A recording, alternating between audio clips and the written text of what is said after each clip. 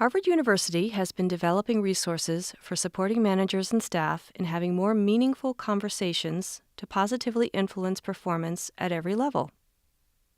We're learning that talking more frequently about priorities and expectations, how work aligns with team priorities, innovative ideas, and development opportunities leads to higher levels of engagement and better performance outcomes.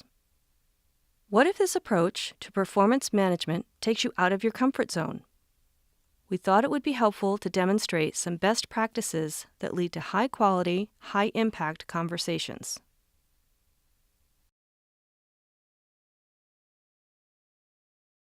Hey, Tristan, how are you? Hi, Simone. I'm doing well. Thanks for setting up this regular time for us to connect.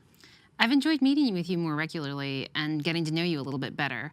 How have these conversations been going for you? I think they've been going really well. I'm starting to get a feel for how my work fits into the larger picture of the team, and that's been really energizing. It's energizing for me, too. So for today's conversation, as I mentioned in my email, I wanted to hear about some of the learning and growth priorities that you wanted to talk about so that I can be supportive. Absolutely. I'm excited to share some of the things I've been thinking about and the ideas that I've been working on. That's wonderful. Thank you for thinking ahead and coming prepared.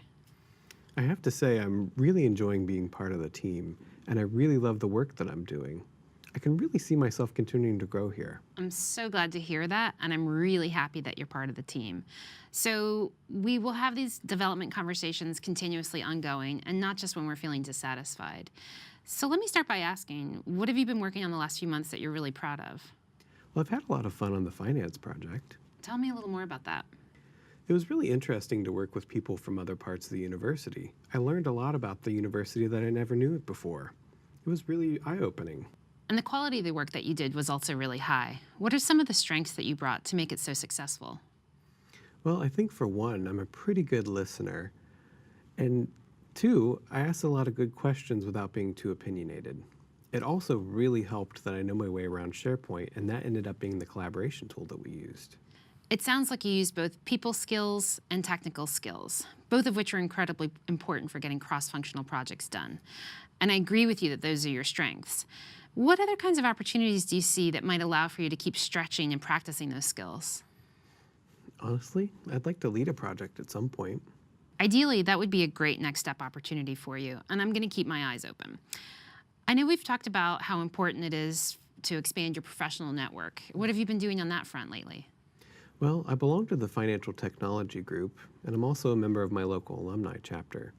But honestly, I really find it hard to make time for those extracurriculars. Maybe it's important not to consider them extracurriculars, but actually part of your work. The connections that you make give you great perspective and actually reflect well on the team. I think so too. Okay, so let's make it a priority for you to attend at least one networking event this quarter, and then by our next meeting, let's identify one project that you can really lead and pursue that opportunity. I really like the sound of that. Great. So do you want to capture this conversation in the performance conversations form? Sure, I think it's really helpful to keep track of these notes. I do too. Thanks a lot.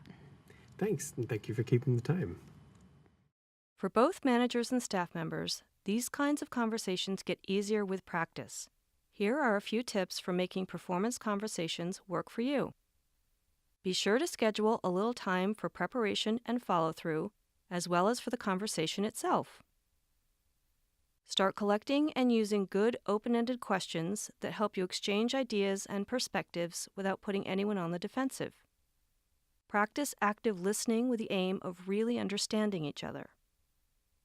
Remember that your working relationship with each other contributes significantly to how satisfied and productive you are at work. If you approach these conversations as an ongoing investment in your engagement, and not just another item on the to-do list, you'll put more into them and you'll get more out of them.